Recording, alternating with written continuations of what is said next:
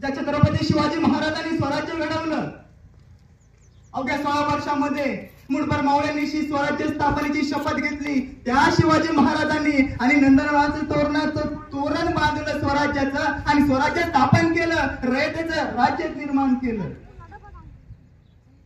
त्या शिवाजी महाराजांनी रयतेचं राज्य निर्माण केलं, मराठ्यांचं नाही. त्या छत्रपती शिवाजी महाराजांनी जात धर्म पाहिला नाही. त्यांचं मंत्रिमंडळ कधीतरी वाचा, त्याच्यामध्ये कळेल मुसलमान देखील होते सोबत. प्रत्येक जाती धर्माच्या व्यक्तीला महाराजांनी सोबत घेऊन स्वराज्याची स्थापना केली. आणि त्या शिवाजी महाराजांबद्दल बोलल्यानंतर प्रश्न असा येतो की तू मराठा समाजाचा आहेस का? म्हणजे शिवाजी महाराज फक्त मराठ्यांचे? महात्मा फुले त्यांनी शिक्षणाचा प्रसार केला, त्यांच्याबद्दल मला असलं बोललं जातं. काय विचार आहेत आपले? एक ज्ञाना नावाचा मुलगा आहे, पण ज्ञाना नावाचा मुलगा मात्र हुशार आहे, अगदी हुशार आहे, पण तो ज्ञाना नावाचा मुलगा मात्र ज्ञानापासून वंचित आहे. आणि महात्मा फुलेंना कळालं, अरे हा ज्ञाना नावाचा मुलगा हा अतिशय हुशार चाणक्य, पण हा ज्ञाना नावाचा मुलगा मात्र ज्ञानापासून वंचित आहे, ह्याला शाळेमध्ये घातलं पाहिजे, काहीतरी केलं पाहिजे. आणि महात्मा फुलेंनी काय केलं? आपल्या ओळखीवरती काय शिक्षकांना सांगितलं, हा मुलगा हुशार चाणक्य, त्याला शाळेमध्ये घ्या, ऍडमिशन करून घ्या, ह्याला शिकू द्या. हा शिकेल, हा शिकला तर देशाचं भवितव्य घडेल, त्याला शिकवा. ऍडमिशन झालं, पोरगा दुसऱ्या दिवशी पिशवी घेऊन निघाला शाळेच्या दिशेने निघाला. बघता दरवाजापर्यंत आला, पण दरवाजात पाहत होतं काय? त्या दरवाजामध्ये सगळे पोरं असे एकत्र जमली. त्या पोराकडे बघायला लागली एकटक. जसं पोराने विचारलं काय झालं, तसं ती सगळी पोरं म्हणायला लागली, कुठे चाललास? तुम्हाला वर्गात कशासाठी? तुम्हाला मी शिकायला आलोय. होय माग, तुला आतमध्ये जागा नाही. पण का? कारण तू दलित आहेस.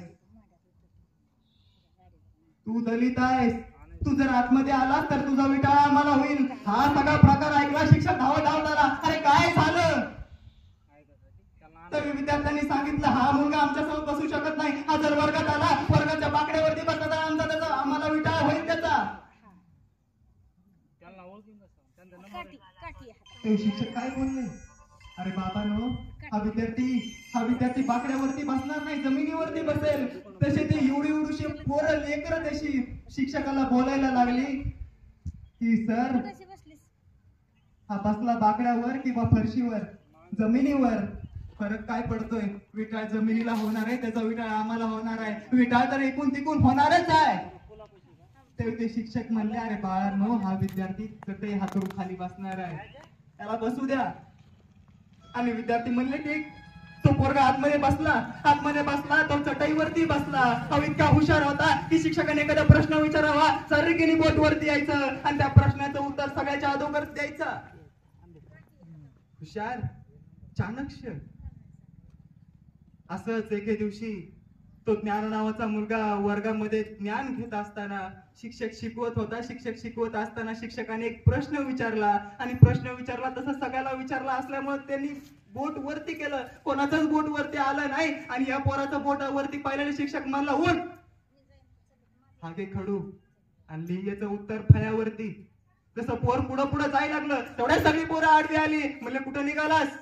शिक्षकाने विचारलं, अरे काय झालं, आता काय झालं? तर विद्यार्थी म्हणायला लागले, अरे हे का चाललंय काय? ह्याच्या हातामध्ये खडू देणार, हा खडू घेणार, खडू पाटणार, खडून तो फळ्यावरती नेणार, फळ्याच्या मागे आमचे डबे ठेवल्यात.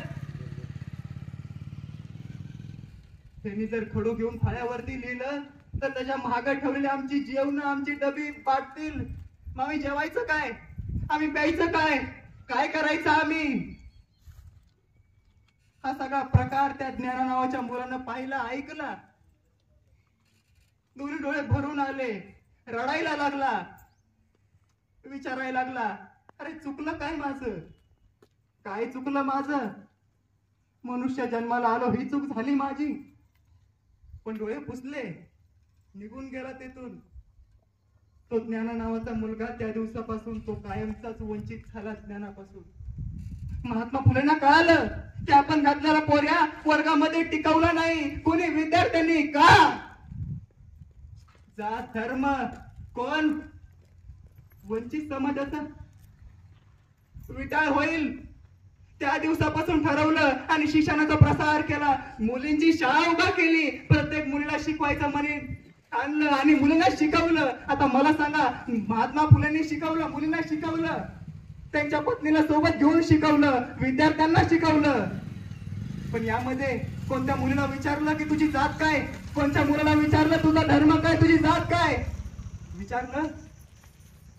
प्रत्येक जण आतमध्ये यायचा आणि मांडीला मांडी लावून बसायचा. कोणाला विचारलं तू कोणत्या जातीचा आहे, तू कोणत्या धर्माचा आहेस, तुझा विटाळ मला होईल का? विचारलं? मग आज आपण त्याच महात्म्यांच्या नावाखाली आपण जातींनी फाणतोय, याची कुठेतरी खंत आपल्याला वाटली पाहिजे. मला हे कुठेतरी खटतंय. आज मी प्रत्येक वेळा माझं युट्यूबचं चॅनल आहे, मी प्रत्येक वेळा बाबासाहेब आंबेडकरांच्या जयंतीला एक व्हिडिओ टाकत असतो. त्याच्यामध्ये माझा एकच मुद्दा, ते म्हणजे वादळ. आता वादळ म्हणजे तुम्ही म्हणताल कसलं वादळ? वादळ कसलं असतं? वादळ असतं भगवं, वादळ असतं निळं, वादळ असतं पिवळं, वादळ असतं भगवं, वादळ असतं हे पांढरं वादळ. भगवं वादळ म्हणजे काय? निळं वादळ म्हणजे काय? प्रत्येक आपल्याला प्रत्येक महात्मा माहिती आहे. आपल्याला छत्रपती शिवाजी महाराज माहिती आहेत, आपल्याला बाबासाहेब आंबेडकर माहिती आहेत, आपल्याला महात्मा फुले माहिती आहेत, शाहू फुले आंबेडकर, आपल्याला प्रत्येक जण माहिती आहे. त्या प्रत्येक जणाच्या जयंतीला एक वादळ निर्माण होतं. वादळ व्हायलाच पाहिजे. पण मी कुठं म्हणतोय? आपण म्हणतो आलं आलं आलं आलं आलं आलं निळं वादळ आलं, आलं आलं आलं भगवं वादळ आलं. अरे ते वादळ यायला ते गेलंच होतं कुठं?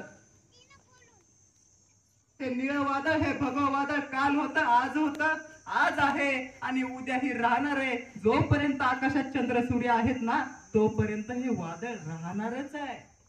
माझा काही विरोध नाही त्याला.